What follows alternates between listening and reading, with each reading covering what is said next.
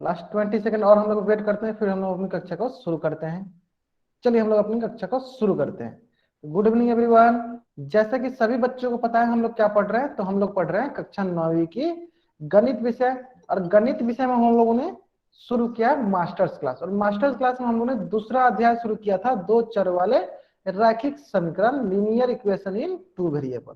Linear equation in two variable पढ़ने के दौरान, दो चर वाले रैखिक समीकरण पढ़ने के दौरान हम लोग बहुत सारे छोटे छोटे कंसेप्ट पढ़ रखा है, जैसे कि चर क्या होता है, रैखिक क्या होता है, समीकरण क्या होता है। और इस प्रकार हम लोग ने आलेख ड्रॉ करना सीखा था, आलेख खींचना सीखा था, ग्राफ बनाना सीखा था। ठीक है, चलिए ग्राफ बनाने के दौरान मैंने दो तीन चीजें बहुत ही महत्वपूर्ण चीजें बताई थी, उसको मैं एक बार फिर से रिवीजन कराता हूँ ताकि सारे बच्चों को फिर से वो रिवाइज हो जाए। क्या बताया था मैंने सबसे पहले? मैंने सबसे पहले बताया था आपको कि दो चरों वाले प्रत्येक रैखिक समीकरण का आलेख एक सरल रेखा होता है। कहने का मतलब क्या है कि अगर आपके पास कभी भी दो चर वाले रैखिक समीकरण, जैसे x प्लस वाई बराबर 0, ये क्या है? आपका रैखिक समीकरण है। अगर आपके पास दो चर वाले कोई भी रैखिक समीकरण हो, तो इनकी आलेख मतलब इनकी जो ग्राफ होती है वो हमेशा सरल रेखा, एक सीधी रेखा होती है। क्या होती है? हमेशा एक सरल रेखा या सीधी रेखा बोल सकते हैं।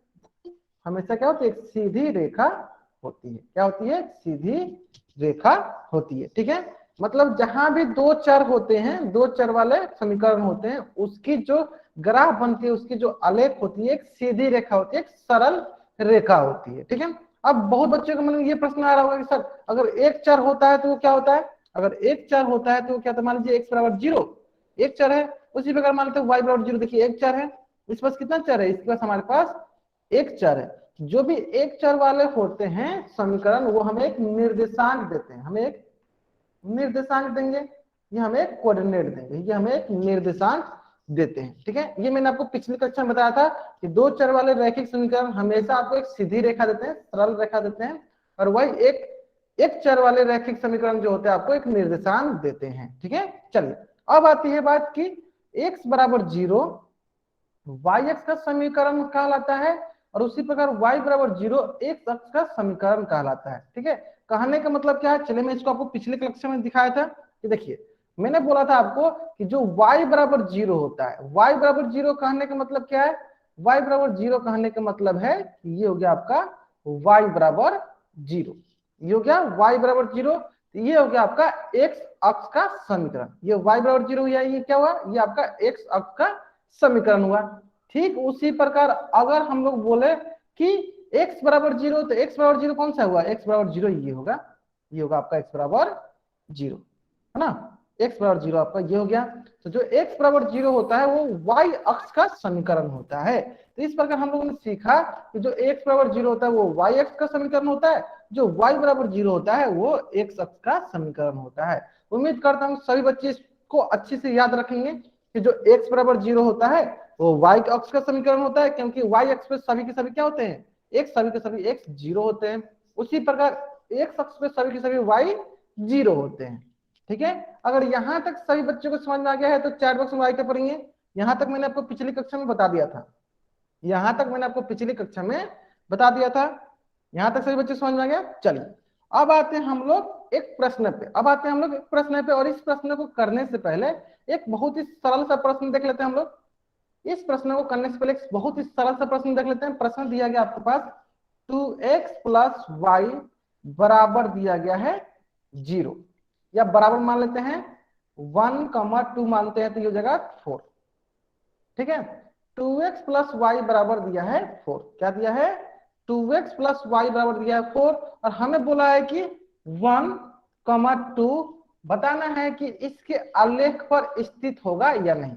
हमें बताना है कि 1, 2 जो है इसके आलेख पर स्थित होगा या नहीं। हमें बताना है कि 1, 2 इसके आलेख पर स्थित होगा या नहीं। जल्दी बताइए सर बच्चे, इसके आलेख पर स्थित होगा या नहीं? जल्दी से बताएंगे सर बच्चे, इसके आलेख पर स्थित होगा या नहीं? कैसे पता करेंगे हम लोग इसके आलेख पर स्थित होगा? कैसे पता करेंगे? हमें पता है कि ये क्या होता है, ये होता है x, ये होता है y, यानी हम इससे क्या करेंगे, इसके अंदर पुट करेंगे तो ये जगह 2 गुने 1 प्लस वाई का मान हो गया 2, यहाँ पे जगह 4, और यहाँ से आएगा 2 गुने 1 2 प्लस 2 बराबर हो गया 4, 2 प्लस 2 कितना होगा? 4 बराबर हो गया 4 के, 4 बराबर हुआ 4 के, 4 बराबर हुआ 4 के। तो इसका मतलब ये हुआ कि 1,2 हमारा क्या है, 1,2 हमारा क्या है, आलेख पर स्थित है। 1,2 क्या हमारे आलेख पर स्थित है ना, आलेख पर स्थित है।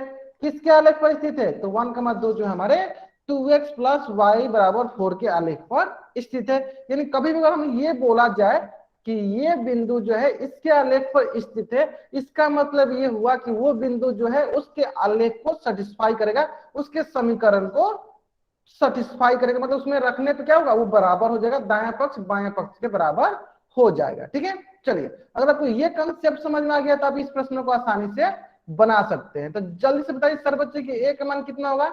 यहाँ पे प्रश्न बोला गया है यदि बिंदु 3,4 समीकरण 3y बराबर ax प्लस 7 के आलेख पर स्थित है। यदि बिंदु 3,4 समीकरण 3y बराबर ax प्लस 7 के आलेख पर स्थित है तो a का मान ज्ञात कीजिए। तो a का मान ज्ञात करना है। तो देखिए हमें बोल दिया कि ये बिंदु जो है इसके आलेख पर स्थित है, हमें बोल दिया गया है कि ये बिंदु जो है इसके आलेख पर स्थित है। तो हम क्या करेंगे, इसमें हम लोग सिर्फ पॉइंट को रख देंगे, इस बिंदु को रख लेंगे। तो हमें पता है पहला x होता है और दूसरा y होता है। तो रखिए 3 गुने y का मान क्या है, 3 गुने y का मान है 4 बराबर a गुने x का मान क्या है, एक का मान है x का मान है 3 प्लस 7। फिर आगे देखते हैं तो यहाँ से हो जाएगा 12 बराबर 3a प्लस 7। तो यहाँ से हो जाएगा आपके पास 12 प्लस 7 इधर माइनस 7 बराबर 3a। अब बताइए क्या होगा, यहाँ से हो जाएगा 7 5 12 बराबर 3a।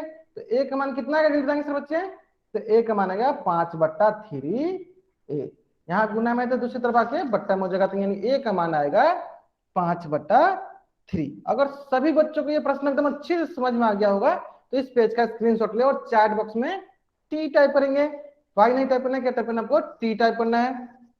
प्रश्न बहुत ही सरल था, हमें सिर्फ ये पता होना चाहिए कि अगर कोई भी बिंदु किसी आलेख पर स्थित है, किसी समीकरण पर स्थित है, तो वो उस समीकरण को सेटिस्फाई करेगा, यानी उसमें रखने पे दायां पक्ष बायां पक्ष के बराबर हो जाएगा। मैं एक बार फिर से रिपीट कर दूं, ध्यान दीजिए सर बच्चे। देखिए मैंने अभी आपको कंसेप्ट बताया कि अगर कोई बिंदु जो है किसी आलेख पर स्थित है, जैसे ये बिंदु इसके आलेख पर स्थित है, इसका मतलब ये हुआ कि ये इसको सेटिस्फाई करेगा, यानी इसको रखने पे क्या होगा, बायां पक्ष दायां पक्ष के बराबर हो जाएगा। तो मैंने क्या किया, उसको उसमें इक्वेशन में रखा और a का मान हमने ज्ञात किया। a का मान कितना है, तो a का मान है आपके पास 5/3। a का मान कितना है आपके पास 5/3। तो उम्मीद करता हूँ सारे बच्चों के प्रश्न अब अच्छे से समझ में आ गया होगा। तो जल्दी जल्दी इस पेज का स्क्रीनशॉट लीजिए और चैट बॉक्स में वाई टाइप कीजिए, चैट बॉक्स में वाई टाइप कीजिए। आगे समझ में, चलिए ठीक इसी प्रकार जैसे कभी अभी मैंने आपको बताया कि दो चर वाले रैखिक समीकरण का हमेशा ग्राफ कैसे होता है, सरल रेखा होता है, सीधी रेखा होती है। उसी प्रकार एक चर वाला का ग्राफ हमेशा एक निर्देशांक होती है। ठीक है, चलिए तो एक प्रश्न आपके स्क्रीन पे है, एक प्रश्न आपके स्क्रीन पे, ये प्रश्न बोल रहा है समीकरण 2x प्लस 8 बराबर 0 का ज्यामिति निरूपण कीजिए। पहले बोला है एक चर वाला, पहले क्या बोला आपको, एक चर वाला में करना है। ठीक है, ठीक है, चलिए तो हमारे पास दिया क्या है 2x प्लस 8 बराबर 0।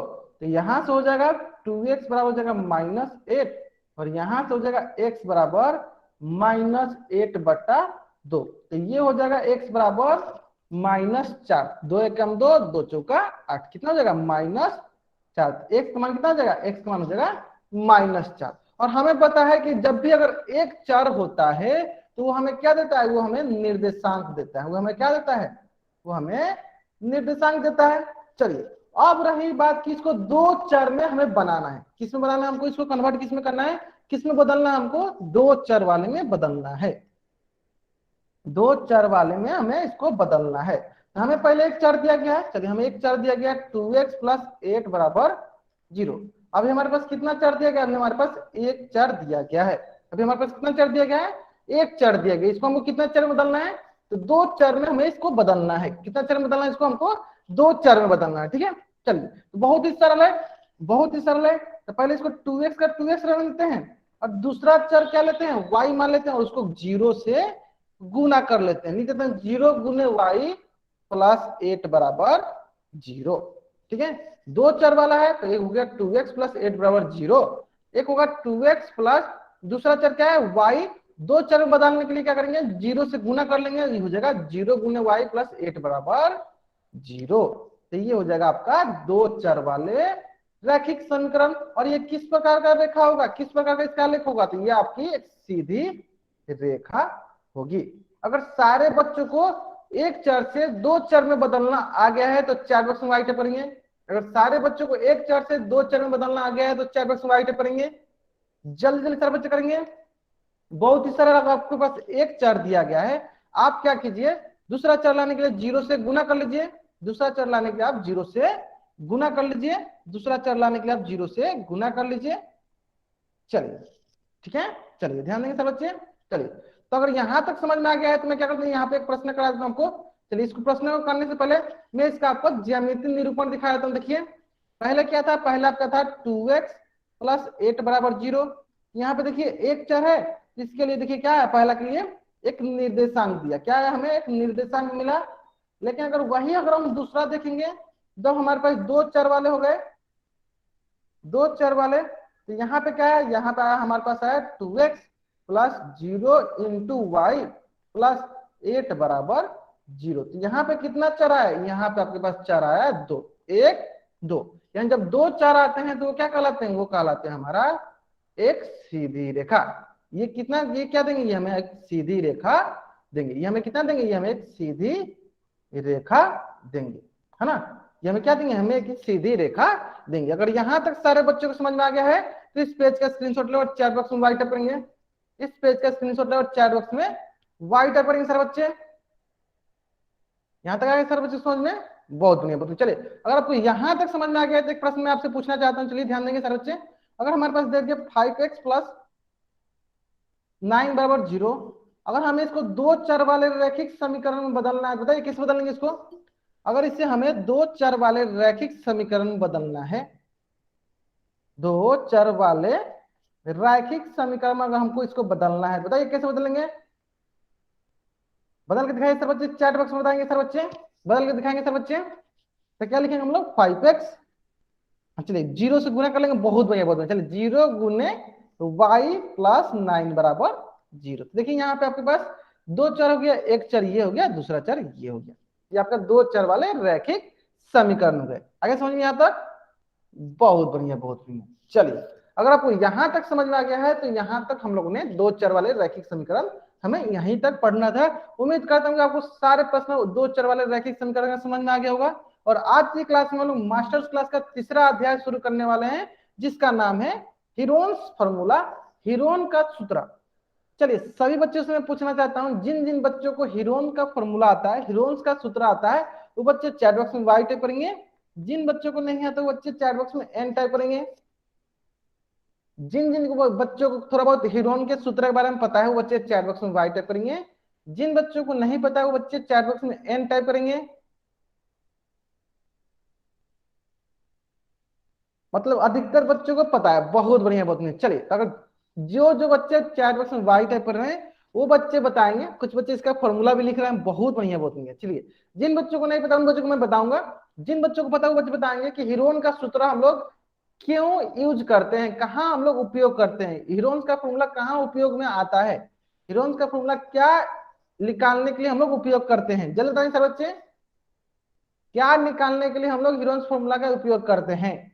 बहुत बढ़िया बहुत बढ़िया। क्या निकालने के लिए, क्षेत्रफल निकालने के लिए। किसका क्षेत्रफल निकालने के लिए, किसका एरिया निकालने के लिए, तो ट्रायंगल का क्षेत्रफल, त्रिभुज का एरिया निकालने के लिए, एरिया ऑफ ट्रायंगल निकालने के लिए हम लोग हीरोन का सूत्र का उपयोग करते हैं, हीरोन का फॉर्मूला यूज करते हैं।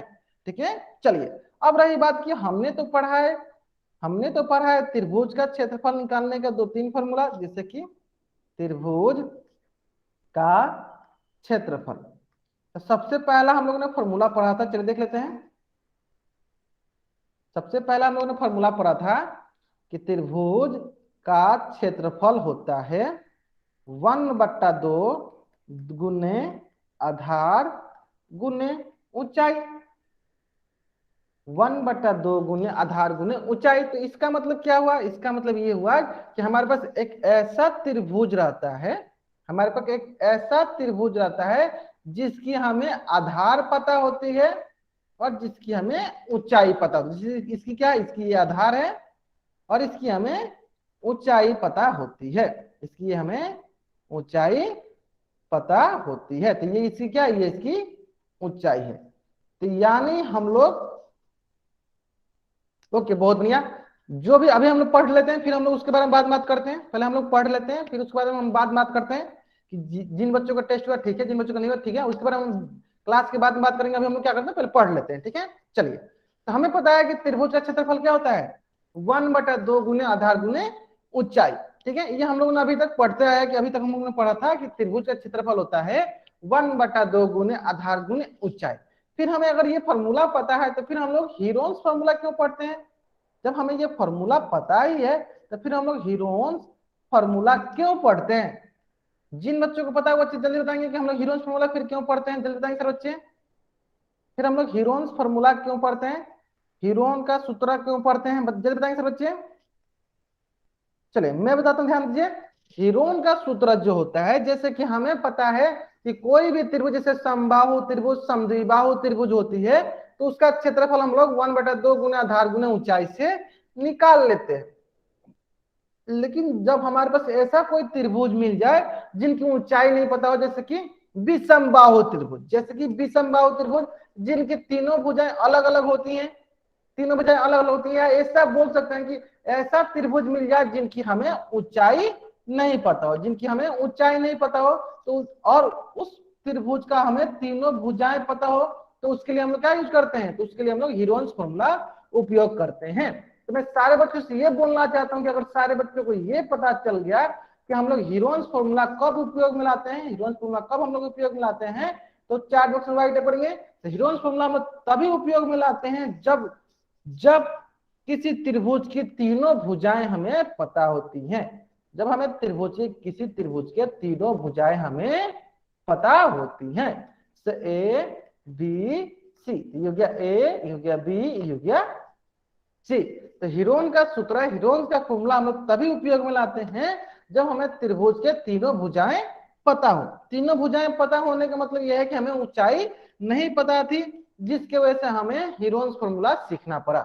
अगर सारे बच्चों को यह बात क्लियर हो गया कि हम लोग हीरोन्स फॉर्मूला क्यों पढ़ते हैं, क्योंकि हमें ऊंचाई नहीं पता होती है, इसके लिए अगर हमें त्रिभुज के तीनों भुजाओं का माप पता होता है तो हम लोग हीरोन्स फॉर्मूला का उपयोग करते हैं। अगर यहां तक सारे बच्चों को समझ में आ गया है तो चैट बॉक्स में टी टाइप करेंगे। अगर यहां तक सारे बच्चों को समझ में आ गया है तो चैट बॉक्स में टी टाइप करेंगे, ठीक है। चलिए आगे समझ में। चलिए अब हम लोग क्या करते हैं, हीरोन्स फॉर्मूला को पढ़ लेते हैं कि हीरोन्स फॉर्मूला होता क्या है।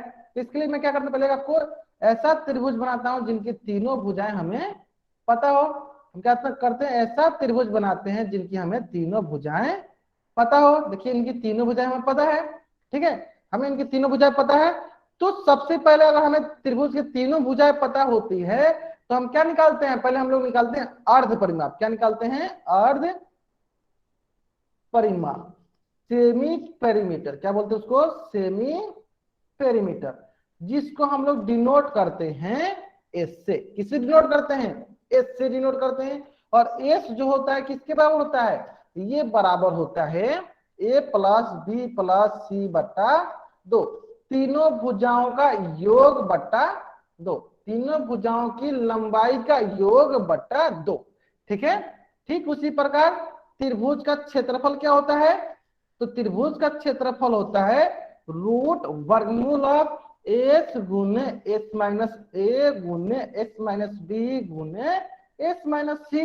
बहुत बच्चे इसको लिख रहे थे और बहुत बच्चों का ये सही था। यानी हीरोन्स फॉर्मूला क्या होता है, हीरोन्स फॉर्मूला होता है त्रिभुज के क्षेत्रफल के लिए उपयोग करते हैं, जो कि होता है root S into S minus A into S minus B into S minus C. अगर सभी बच्चों को यहां तक क्लियर हो गया है तो चैट बॉक्स में वाई करेंगे। अगर सभी बच्चों को यहां तक क्लियर हो गया कि अर्ध परिमाप क्या होता है, अर्ध परिमाप होता है S A plus B plus C by 2, और त्रिभुज का क्षेत्रफल क्या होता है root S into S minus A into S minus B into S minus C. तो चैट बॉक्स में वाई करेंगे। आगे समझ में सारे बच्चों को, बहुत बढ़िया बहुत बढ़िया। चलिए अगर सारे बच्चों को यहां तक आ गया है तो आपके स्क्रीन पे प्रश्न है, आपके स्क्रीन पे प्रश्न दिया गया और इस प्रश्न का उत्तर सभी के सभी बच्चों को कहां देना है, पोल सेक्शन में जाकर इस प्रश्न का उत्तर देना है। तो आपके पास मात्र 30 सेकंड का वक्त है इस प्रश्न को सॉल्व करने के लिए, क्योंकि ये प्रश्न बहुत ही सरल प्रश्न है। उम्मीद करता हूँ सारे बच्चों का इस प्रश्न का उत्तर सही होगा। उम्मीद करता हूँ सारे बच्चों के इस प्रश्न का उत्तर सही होगा। और जहां तक मैं देख पा रहा हूँ अधिकतर बच्चे इस प्रश्न का उत्तर सही कर रहे हैं। बोला क्या गया, बोला गया यदि त्रिभुज की भुजाएं ए बी सी है तो अर्ध परिमाप ज्ञात कीजिए। तो अर्ध परिमाप ज्ञात कीजिए, हमें अर्ध परिमाप ज्ञात करना, हमें क्षेत्रफल नहीं ज्ञात करना। ध्यान देंगे, अगर हम एक त्रिभुज का क्षेत्रफल, अगर हम एक त्रिभुज का तीनों भुजाएं दी गई हैं, ये ए, ये बी, ये सी, तो अर्ध परिमाप होता है एस, तो हमें एस ज्ञात करना है। लास्ट 15 सेकेंड, जिन बच्चों ने इस प्रश्न का उत्तर नहीं दिया है जल्दी जल्दी इस प्रश्न का उत्तर करेंगे। Last 10 second, 5 second. चलिए मैं क्या करता हूँ, उल्टी गिनती स्टार्ट करता हूँ ताकि जिन बच्चों ने इस प्रश्न का उत्तर नहीं दिया है जल्दी जल्दी इस प्रश्न का उत्तर करेंगे। बहुत बच्चे इस प्रश्न का उत्तर कर लिए हैं, ठीक है, बहुत बढ़िया। 5 4 3 2 1, बहुत बढ़िया। चलिए देखिए, मैंने अभी अभी आपको बताया कि अर्ध परिमाप क्या होता है। अर्ध परिमाप होता है एस, तो एस होता है A plus B plus C by 2। तो यानी कौन सा ऑप्शन सही है, तो ऑप्शन सी जो है, डी जो है हमारा सही उत्तर है। अब रही बात, बहुत बच्चे ऑप्शन ए क्लिक कर रहे थे। देखिए ऑप्शन ए जो होता है त्रिभुज का क्षेत्रफल होता है। ऑप्शन ए क्या होता है, त्रिभुज का क्षेत्रफल होता है, ना कि अर्ध परिमाप होता है, ठीक है। तो त्रिभुज का क्षेत्रफल पूछता तब होता है root S into S minus A into S minus B into S minus C, लेकिन हमें क्या पूछा गया, हमें पूछा गया अर्ध परिमाप। तो अर्ध परिमाप क्या होता है, A plus B plus C by 2 होता है, ठीक है। चलिए अगर आपको यहां तक समझ में आ गया तो ठीक इसी प्रकार एक प्रश्न आपकी स्क्रीन पे है, प्रश्न संख्या 2, जो कि बोल रहा है आपको कि एक त्रिभुज का आधार जो है 10 सेंटीमीटर है, क्षेत्रफल जो है आपको 30 सेंटीमीटर स्क्वायर दिया गया है, तो इसकी ऊंचाई कितनी होगी। इस प्रश्न को सॉल्व करने के लिए मात्र 2 मिनट का वक्त है। सरलता पूर्वक सॉल्व कीजिए, इसका उत्तर जो है पोल सेक्शन में जाकर दीजिए। मैं हिंट के लिए क्या करता हूं, आपका इसका फिगर बनाता हूं, ड्रॉ करता हूं, इसका ग्राफ ड्रॉ कर देता हूं आपके लिए। चलिए एक त्रिभुज दिया गया आपके लिए, ये गया ए, ये गया बी, ये गया सी, आधार हो गया 10 सेंटीमीटर, ठीक है। और इसकी ऊंचाई हो जाएगी हमारे पास, हमें ऊंचाई निकालनी है, हमें यही ऊंचाई हमें ज्ञात करनी है, ठीक है। और हमें यही ऊंचाई ज्ञात करनी है, और हमें इसका क्षेत्रफल दिया गया, ठीक है। तो हमें पता है त्रिभुज का क्षेत्रफल होता है, जब हमें ऊंचाई वाला फॉर्मूला दिया रहता है तो क्या करते हैं, ऊंचाई वाला लगाते हैं 1/2 गुने ऊंचाई गुने, मतलब आधार गुने ऊंचाई। चलिए यहाँ लिखते हम लोग अच्छे से, आधार गुने, कौन वाला फॉर्मूला लगाएंगे, हम लोग लगाएंगे 1/2 आधार गुने ऊंचाई, आधार गुने ऊंचाई, ये हम लोग फॉर्मूला का उपयोग करेंगे। और जहां पे हमें दिया गया है, जहां पे हमें दिया गया है आधार और हमें निकालनी है ऊंचाई। उम्मीद करते हैं सारे बच्चे इस प्रश्न का उत्तर निकाल लिए होंगे। लास्ट 1 मिनट, बहुत बढ़िया, बहुत बच्चे इस प्रश्न का उत्तर निकाल लिए हैं, बहुत बढ़िया। चलिए बहुत बच्चे इस प्रश्न का उत्तर दिखा रहे हैं, बहुत बढ़िया, बहुत बढ़िया। लास्ट 50 सेकेंड, जिन बच्चों ने इस प्रश्न का उत्तर नहीं निकाला जल्दी जल्दी इस प्रश्न का उत्तर दीजिए। कहां देना आपको इस प्रश्न का उत्तर, पोल सेक्शन में जाकर देना है। 40 सेकेंड, 30 सेकेंड,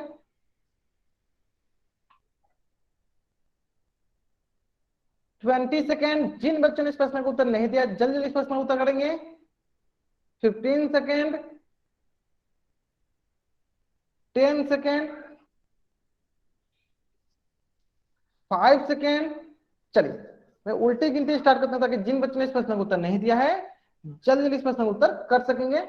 5 4 3 2 1, बहुत ध्यान देंगे सर बच्चे। यहाँ पे देखिए हमें त्रिभुज का क्षेत्रफल दिया गया 30, बराबर हो जाएगा 1/2 गुने आधार दिया गया 10 गुने हमें ऊंचाई निकालनी है, गुने हमें ऊंचाई निकालनी है। अब देखिए ये हो गया यहाँ पे क्रॉस मल्टीप्लाई, ऊपर नीचे क्रॉस मल्टीप्लाई करेंगे, नीचे वाला ऊपर गुना हो जाएगा, ऊपर वाला नीचे गुना हो जाएगा। तो 30 गुने 2/1 गुने 10 बराबर हो जाएगा ऊंचाई, ठीक है। अब देखिए अब ये हो जाएगा आपके पास 1 0 से 1 0, तो यहाँ हो जाएगा 3 दूनी 6 सेंटीमीटर, यानी ऊंचाई हो जाएगी 3 दूनी 6 सेंटीमीटर, ऊंचाई हो जाएगी आपके पास 3 दूनी 6 सेंटीमीटर, यानी ऑप्शन बी जो है हमारा सही उत्तर है।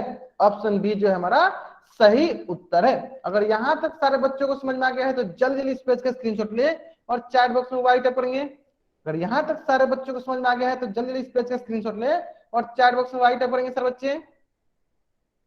आई समझ में? चलिए, अगर ये प्रश्न सभी बच्चों एकदम अच्छे से समझ में आ गया तो अब चैट बॉक्स में वाई टाइप नहीं करेंगे सर बच्चे, टी टाइप करेंगे। क्या टाइप करेंगे सर बच्चे? टी टाइप करेंगे। तो अभी आपको ये प्रश्न इसलिए समझ में आ गया होगा कि आपको ये समझना है यहाँ पे कि कब आपको हीरोन्स फॉर्मूला का उपयोग करना है, कब आपको ये 1/2 गुने आधार गुने ऊंचाई वाला फॉर्मूला का उपयोग करना है। तो जब हमें आधार गुने ऊंचाई मतलब कि आधार और ऊंचाई दिया रहता है तब हम लोग ये फॉर्मूला का उपयोग करते हैं। जब हमारे पास ऊंचाई नहीं दी गई रहती है तब हम लोग अपना हीरोन्स फॉर्मूला का उपयोग करते हैं। ठीक है, चलिए तो देखते हैं हम लोग यहाँ पे एक प्रश्न कर लेते हैं, हीरोन्स फॉर्मूला से संबंधित एक प्रश्न कर लेते हैं हम लोग। हीरोन्स फॉर्मूला से संबंधित एक प्रश्न कर लेते हैं जो कि प्रश्न संख्या 3 है। उम्मीद करता हूँ कि सारे बच्चे इस प्रश्नों को आसानी से कर सकेंगे और इसका उत्तर कहाँ देना आपको? पोल सेक्शन में जाकर देना है। और इस प्रश्न को भी सॉल्व करने के लिए आपके मात्र 2 मिनट का वक्त है। सरलतापूर्वक सॉल्व कीजिए और इसका उत्तर जो है पोल सेक्शन में जाकर दीजिए।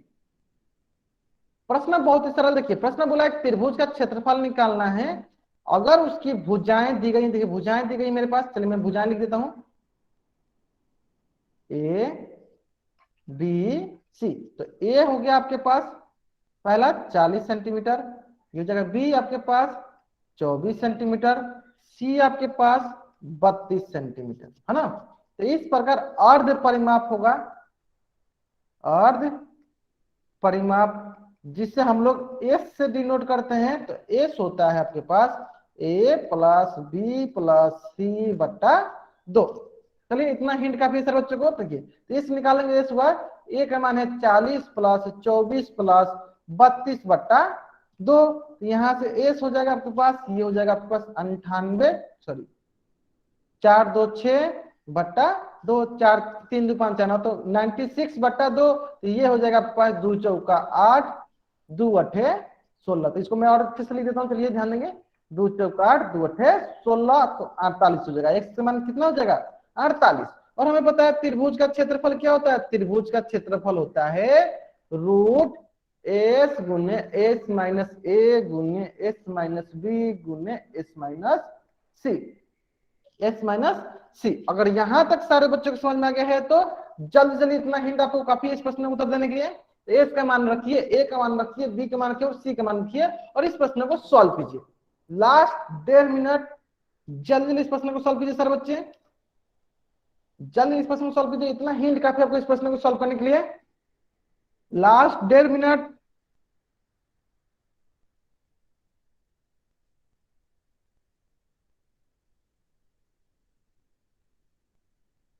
Last 1 minute.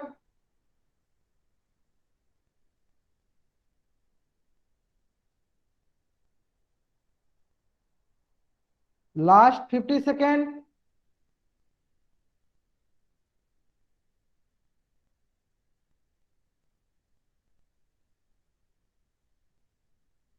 Last 40 second. जिन बच्चों ने अभी तक उत्तर नहीं दिया जल्दी जल्दी उत्तर करेंगे। और जहां तक मैं देख पा रहा हूं अधिकतर बच्चे जो इस प्रश्न का उत्तर सही कर रहे हैं।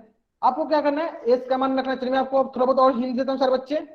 मैं क्या करता हूँ और थोड़ा बहुत आपको हिंट देता हूँ ताकि आप इस प्रश्न का उत्तर दे सकेंगे। चलिए बहुत ही सरल है, मैं जानता हूँ आपको कहाँ प्रॉब्लम होगा। आपको प्रॉब्लम होगा वर्गमूल सॉल्व करने में। चलिए मैं देता हूँ आपको, देखिए यहाँ पे लिख सकते हैं हम लोग एस का मान है 48 गुने 48 माइनस ए का मान होगा 40, फिर होगा 48 माइनस बी, बी का मान है आपके पास 24, फिर होगा 48 माइनस सी, सी का मान है 32। इतना हिंट काफी है, जल्दी बोल रही इतना हिंट काफी आपको इस प्रश्न को उत्तर करने देने के लिए। और जहां तक मैं देख पा रहा हूं अधिकतर बच्चे इस प्रश्न का उत्तर सही कर रहे हैं। तो जल्दी इस प्रश्न का उत्तर दीजिए। Last 30 second. जिस बच्चों ने इस प्रश्न का उत्तर नहीं दिया जल्दी इस प्रश्न का उत्तर करेंगे।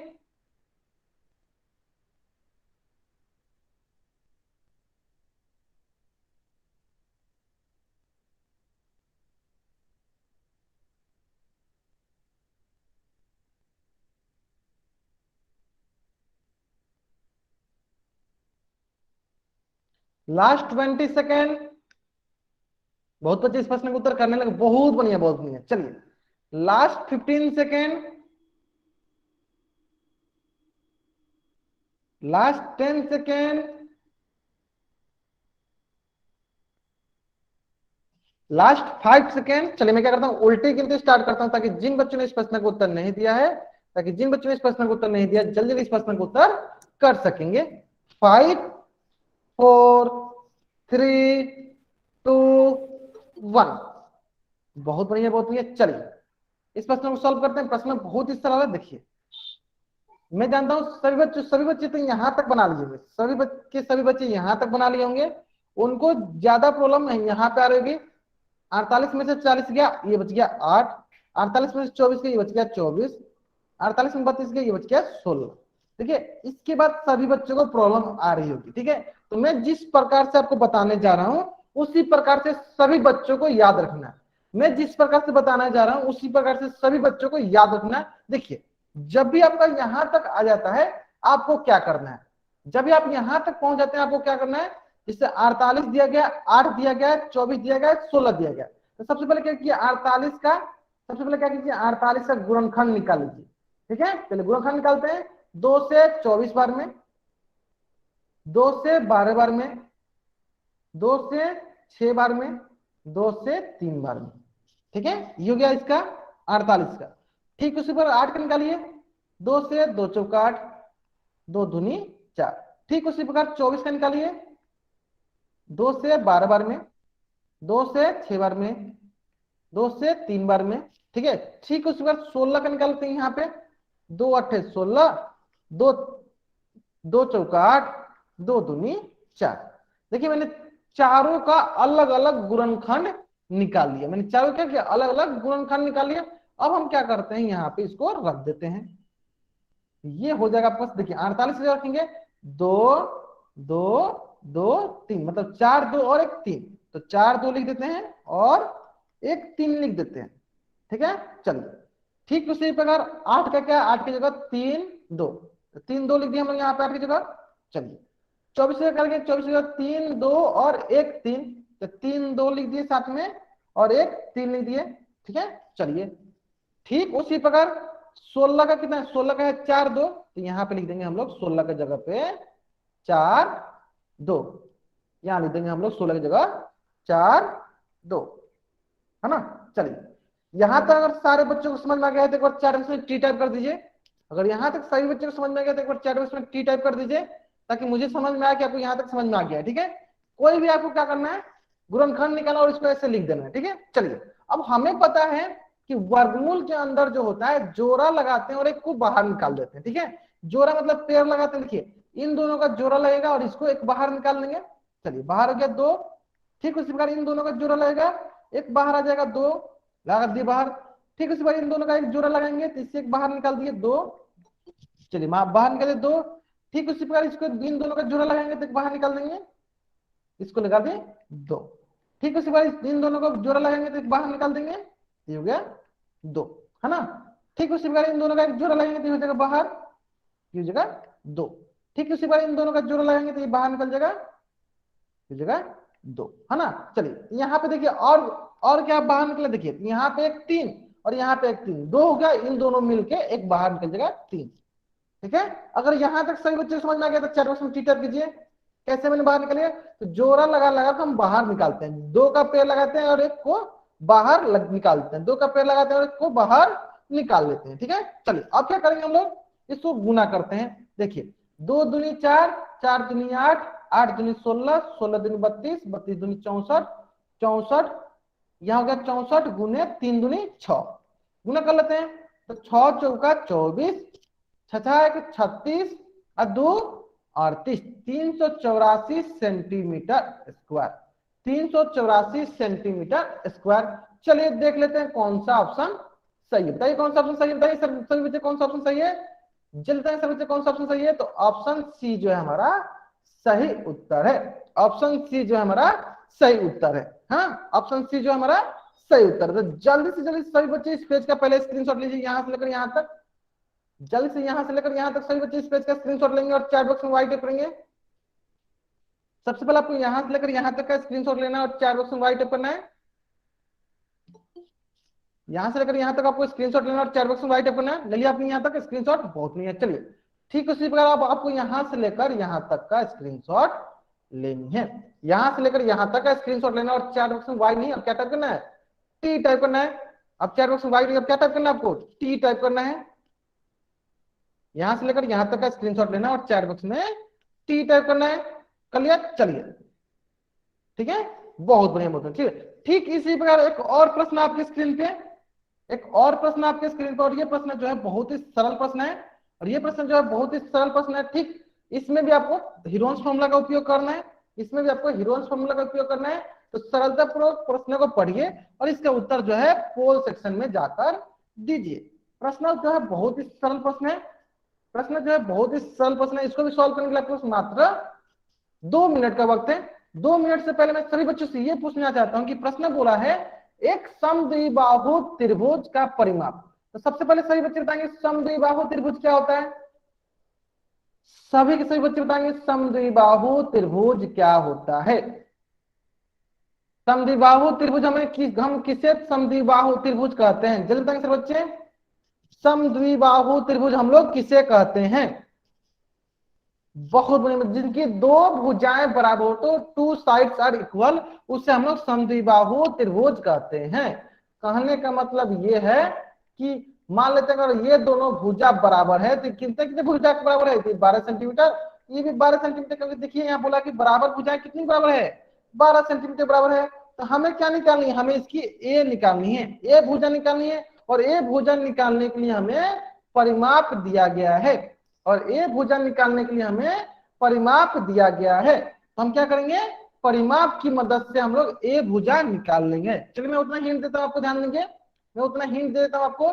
परिमाप हमें दिया गया है, परिमाप क्या होता है त्रिभुज का, ए प्लस बी प्लस सी, और परिमाप हमें दिया गया टोटल 30 बराबर ए हमें नहीं पता है, बी पता है 12 प्लस 12, तो यहां से हमें हो जाएगा 30 बराबर ए प्लस 12 12 24, यहां से ए का मान आएगा 30 माइनस 24 बराबर होगा ए, तो 30 माइनस 24 मतलब 6, तो ए का मान आ गया 6 सेंटीमीटर, यानी ए का मान कितना है, ए का मान है 6 सेंटीमीटर। अब देखिए, और आपको तीनों भुजाएं पता चल गई, अब आपको क्या हो गई, त्रिभुज की तीनों भुजाएं पता हो गई, त्रिभुज के तीनों भुजाएं पता चल गई। अब आप आसानी से इसका क्षेत्रफल निकाल सकते हैं। ठीक है, चलिए आपके पास मात्र 2 मिनट का वक्त है, सरलतापूर्वक इस प्रश्न को सॉल्व कीजिए और इसका उत्तर जो है पोल सेक्शन में जाकर दीजिए। आपके पास मात्र 2 मिनट का वक्त है, आपके पास मात्र 2 मिनट का वक्त है, सरलतापूर्वक इसको सॉल्व कीजिए और इसका उत्तर जो है पोल सेक्शन में जाकर दीजिए। क्योंकि हमें त्रिभुज की तीनों भुजाएं मिल गई, एक है 6 सेंटीमीटर, एक है 12 सेंटीमीटर, एक है 12 सेंटीमीटर,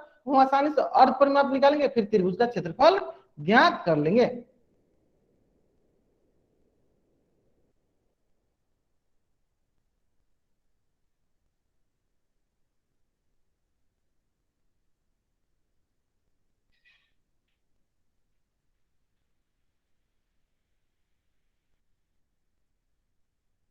लास्ट 1.5 मिनट, और जहां तक मैं देख पा रहा हूं अधिकतर बच्चे जो इस प्रश्न का उत्तर सही कर रहे हैं, और जहां तक मैं देख पा रहा हूं अधिकतर बच्चे इस प्रश्न का उत्तर सही कर रहे हैं। कुछ बच्चों ने इसका प्रश्न का उत्तर तो बहुत जल्दी निकाल लिया, बहुत बढ़िया। Last 1 minute 20 second, last 1 minute 20 second,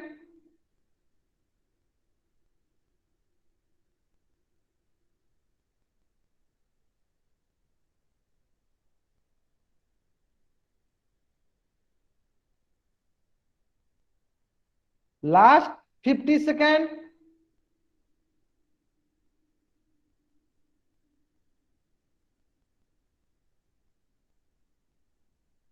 40 second.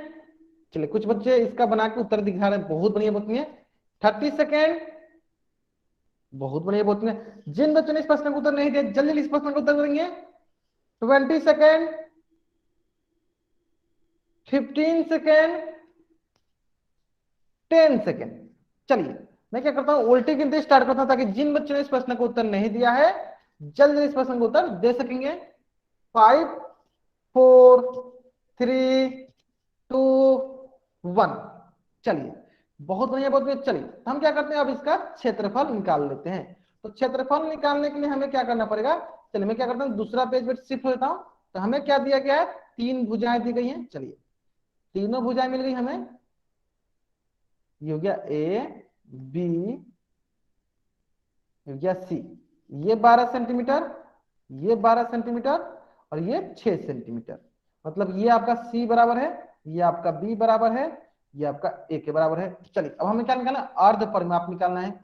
अर्ध परिमाप निकालना है तो अर्ध परिमाप होता है एस बराबर A plus B plus C by 2। हाँ कुछ बच्चों ने आंसर सही निकाला है, ठीक है, बहुत बढ़िया बहुत बढ़िया।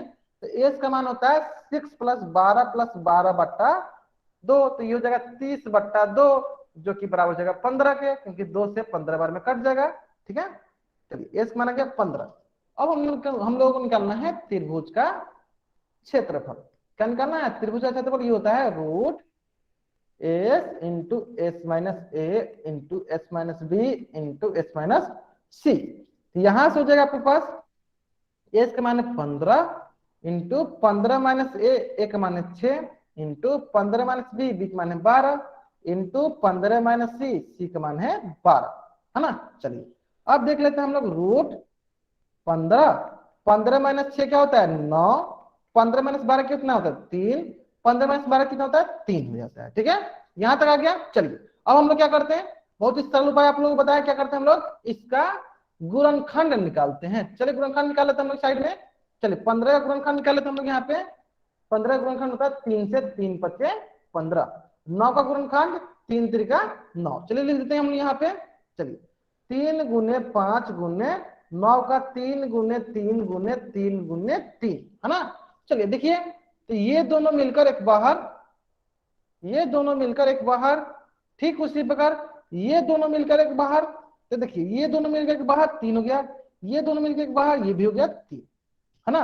रूट के अंदर हो गया आपके पास 3 गुने 5, तो 3 त्रिका 9 root 15 centimetre square, 9 root 15 centimetre square. इस प्रकार कौन सा ऑप्शन सही होगा, तो इस प्रकार हमारा ऑप्शन ए जो है सही उत्तर है। ऑप्शन ए जो है हमारा सही उत्तर है। अगर यहां तक सारे बच्चों को समझ में आ गया है, अगर यहां तक सारे बच्चों को समझ में आ गया है तो इस पेज का स्क्रीनशॉट ले और चैट बॉक्स में वाई टाइप करेंगे। तो इस पेज का स्क्रीनशॉट लेंगे और चैट बॉक्स में वाई टाइप करेंगे सर बच्चे। आगे समझ में चाहिए, अगर आपको यहां तक समझ में आ गया, चलिए यहां तक स्क्रीनशॉट ले लिया। अब आप क्या कीजिए, इसका स्क्रीनशॉट लीजिए, यहां से लेकर यहां तक का स्क्रीनशॉट लीजिए और चैट बॉक्स में टी टाइप कीजिए। यहां से लेकर यहां तक का स्क्रीनशॉट लीजिए और चैट बॉक्स में टी टाइप कीजिए। बहुत बच्चे तो इसका उत्तर सही दिए थे, टी टाइप करना आपको यहाँ तक। चलिए अगर आपने यहाँ तक स्क्रीनशॉट ले लिया, जब नीचे का स्क्रीनशॉट लीजिए और यहाँ से लेकर यहाँ तक का स्क्रीनशॉट लीजिए और चैट बॉक्स में टी टाइप कीजिए। आप यहाँ से लेकर यहाँ तक का स्क्रीनशॉट लीजिए और चैट बॉक्स में टी टाइप कीजिए। कर लिया, चलिए ठीक इसी प्रकार एक और प्रश्न आपके स्क्रीन पे है, ठीक इसी प्रकार एक और प्रश्न आपके स्क्रीन पे है, और ये प्रश्न जो है आपको घर से बनाकर लाना है। ये प्रश्न जो आपको घर से बनाकर लाना है, ये प्रश्न जो आपको घर से कोशिश करना है, अगर बन जाए बहुत बढ़िया, कोशिश करना बन जाए बहुत बढ़िया, अगर नहीं भी बनता है तो मैं आपको ये अगली क्लास में बता दूंगा। फिर भी मैं उम्मीद करता हूँ कि सभी बच्चों से ये प्रश्न बन जाने चाहिए, सभी बच्चों से प्रश्न बन जाने चाहिए, क्योंकि बहुत ही सरल प्रश्न है, बहुत ही सरल प्रश्न है, बहुत ही सरल प्रश्न है। तो सारे बच्चे क्या करेंगे, इसका स्क्रीनशॉट ले लेंगे, तो सारे बच्चे क्या करेंगे, इसका स्क्रीनशॉट ले लेंगे और चैट बॉक्स में वाई टाइप करेंगे। और ये प्रश्न आपको घर से बना कर लाना है, कोशिश करना है घर पे बनाने के लिए, अगर बन जाए बहुत बढ़िया, नहीं भी बनती तो मैं आपको ये अगली क्लास में बता दूंगा, क्योंकि ये प्रश्न जो आपको हीरोज फॉर्मूला से ही संबंधित है। कोशिश कीजिए एक बार घर से बना लेने के लिए, बन जाएगा बहुत बढ़िया। चलिए ठीक है, अब रही बात आपको होमवर्क की, तो देखिए मैं आपको होमवर्क जो है, एक होमवर्क का लिंक मैं आपको चैट बॉक्स में पेस्ट कर रहा हूँ। सभी बच्चों को होमवर्क का लिंक सेव कर लेना है, सभी बच्चों की होमवर्क का लिंक को सेव कर लेना है। ठीक है, चलिए सभी बच्चों इस होमवर्क के लिंक को सेव कर लेना है। और आज की क्लास में हम यहीं पे पढ़ेंगे। अगर यहाँ तक किसी बच्चा को कुछ भी डाउट है, वो बच्चा चैट बॉक्स में एन टाइप करेगा और अपना डाउट पूछ लेगा। अगर यहाँ तक किसी बच्चा को कुछ भी डाउट नहीं है, वो बच्चा चैट बॉक्स में वाई टाइप करके जा सकता है, वो बच्चा चैट बॉक्स में वाई टाइप करके जा सकता है। जाने से पहले आपको क्या करना है, होमवर्क को कॉपी कर लेना है, होमवर्क को सेव कर लेना है।